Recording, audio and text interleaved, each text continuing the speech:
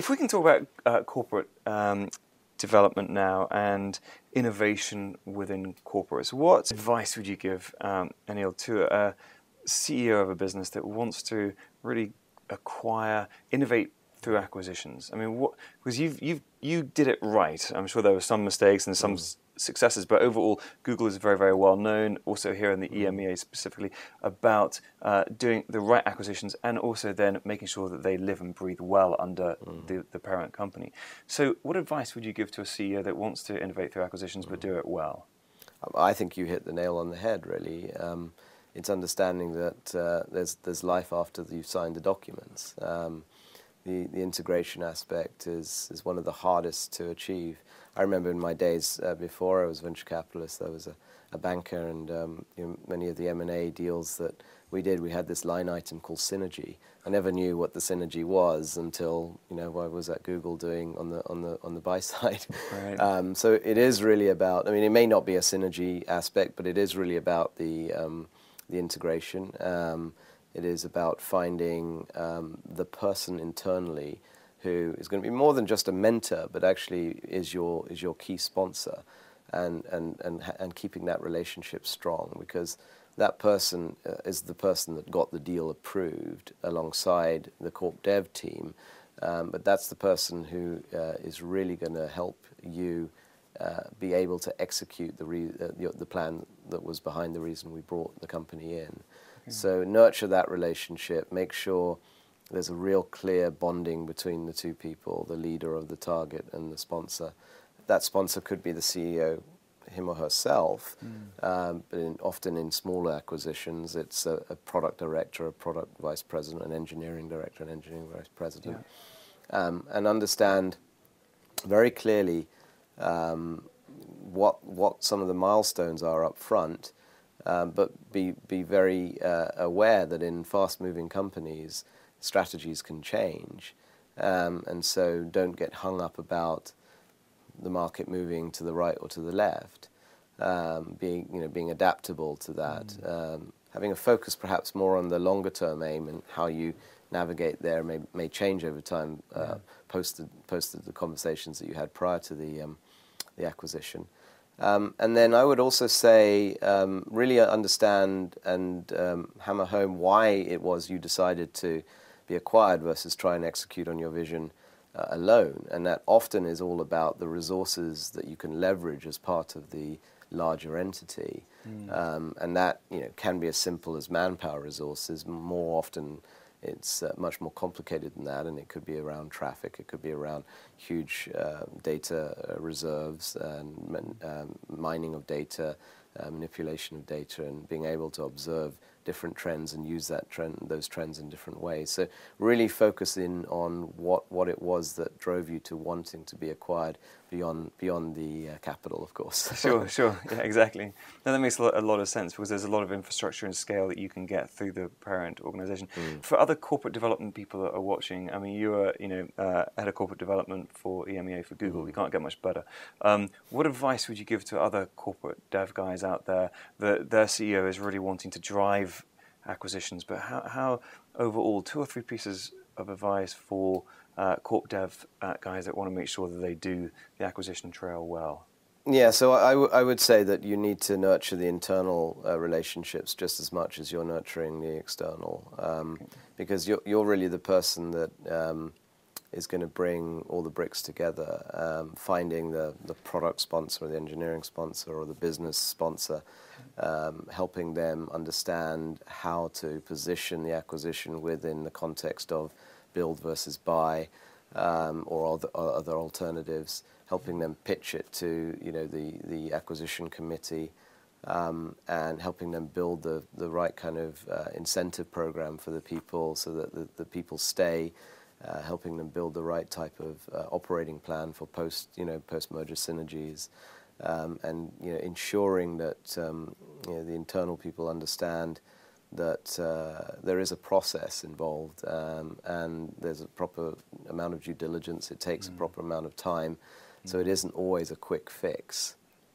Yeah. So I think that it is really about understanding that you do have a very strong internally focused role, as well as the point about finding great talent outside or great ideas outside, it's equally important internally to make sure that you've paved the way or set up the right infrastructure so that acquisition will work and all the expectations are aligned. Good advice. So good old internal communications as well.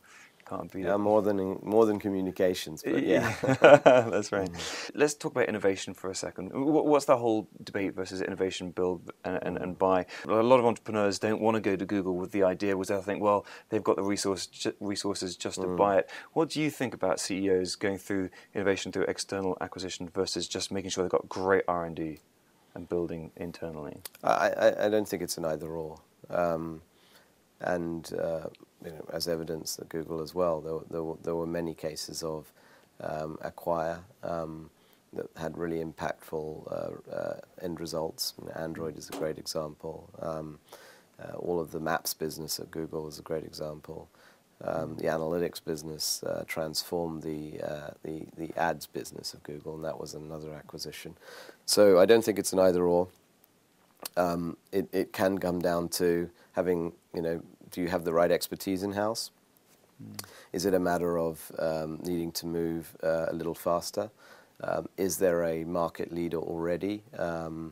So I think there are a number of sort of questions that you need to sort of address before deciding on what's the best path. I think given infinite resources and infinite time, good engineering companies, and it's not just Google, but will always be able to do that. And speaking as an ex-engineer, I always thought that, I can do anything I want. I can build anything I want, and that will remain the case. This is why you hire these people, because they're great engineers.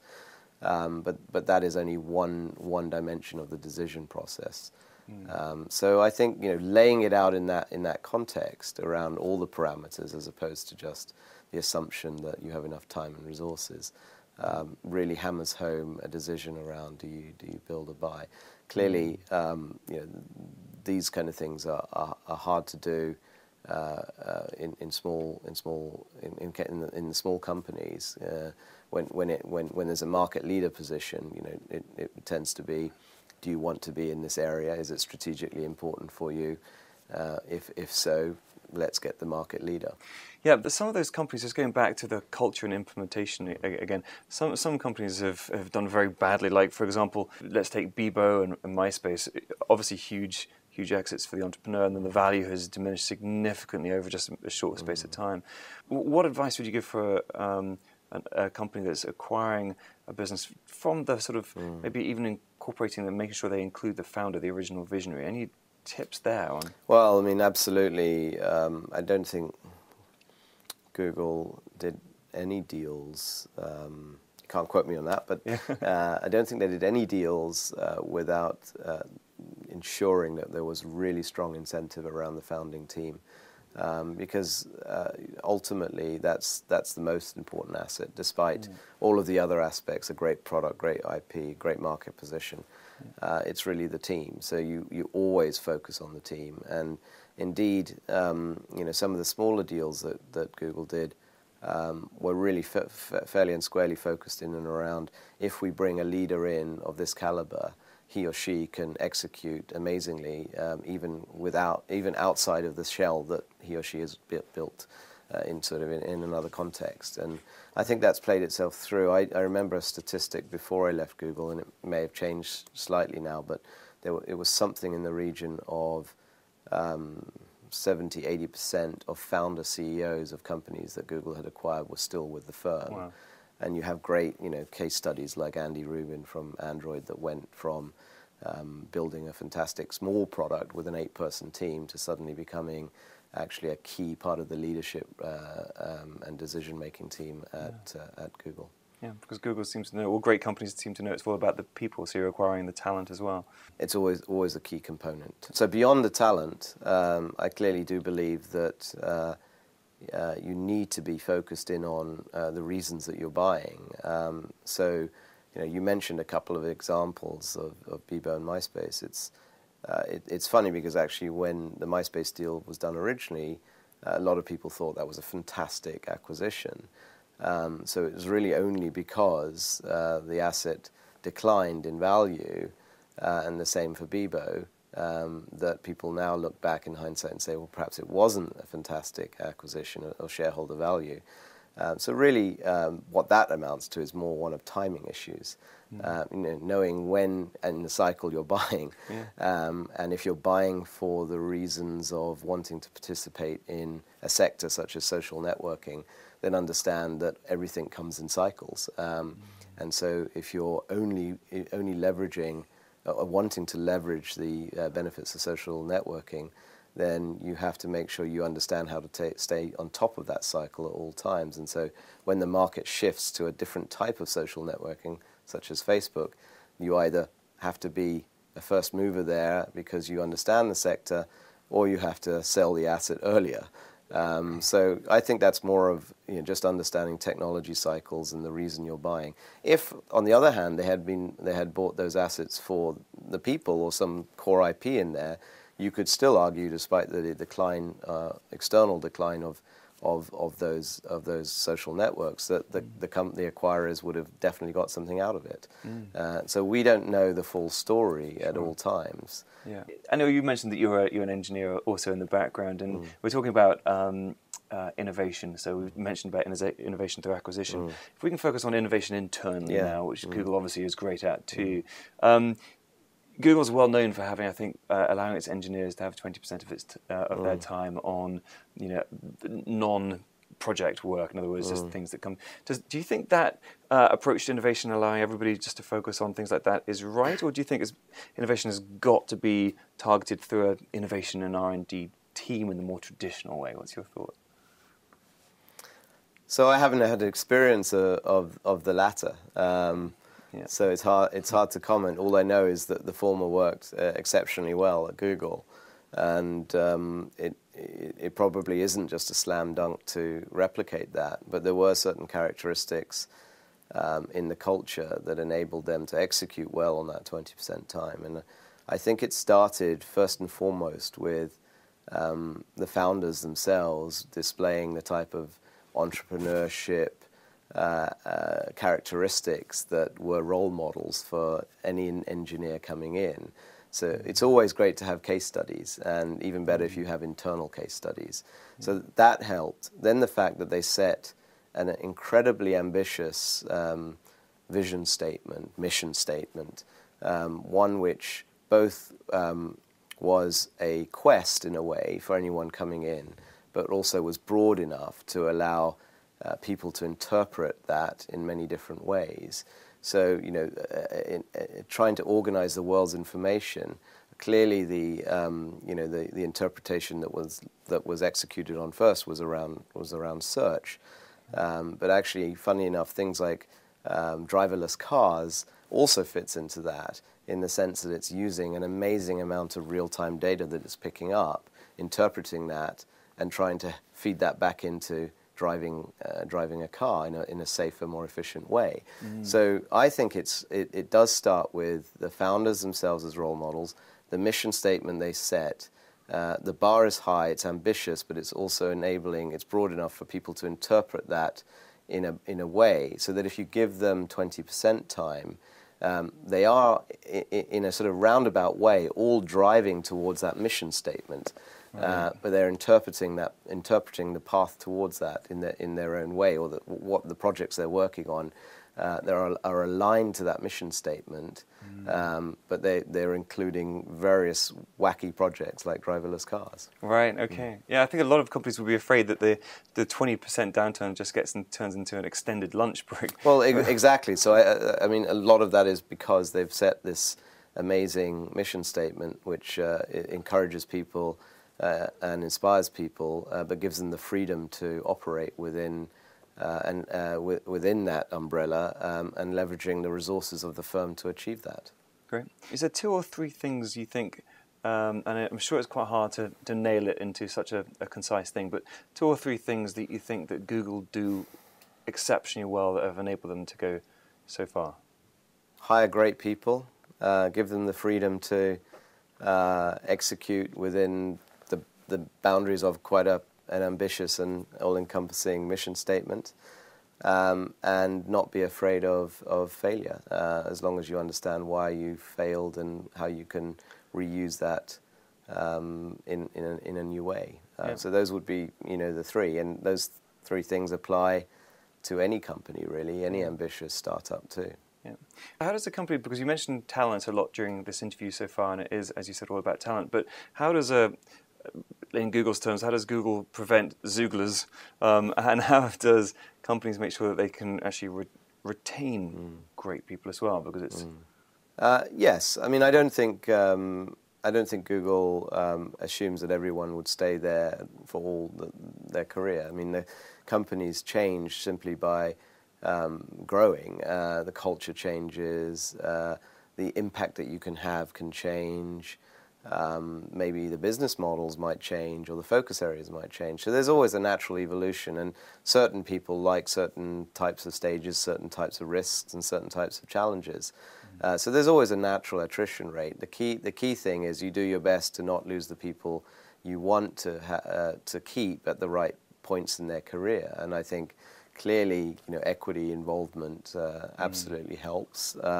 But also having a great work environment and being trusted and having the freedom to execute. And 20% time fits into that. And smart people attract smart people. And, engineers like to work around smart people.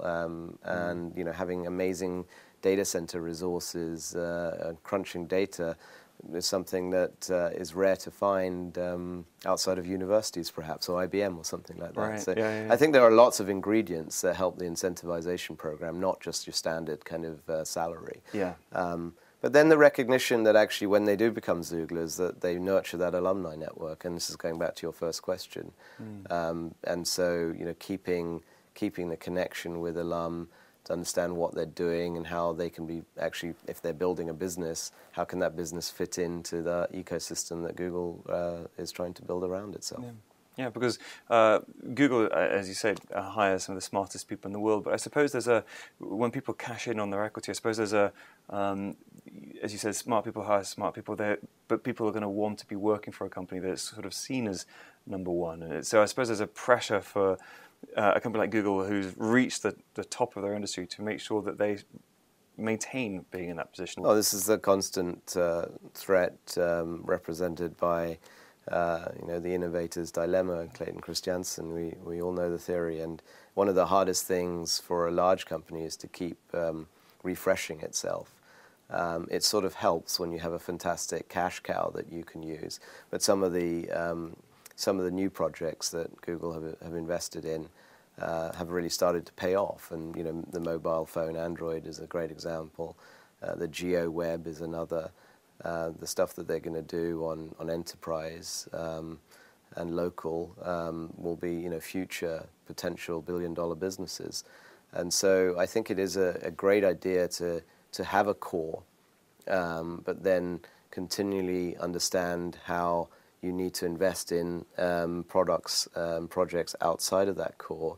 Over time, those projects may come into the core, but that also aligns itself well with enabling people to do 20% projects, which typically are sort of more esoteric, or it aligns itself quite nicely with acquisitions, where sometimes it's hard to acquire a company that is so critical to the core of the business, so search, because of the difficulties of finding something as good, or the difficulties of integrating it.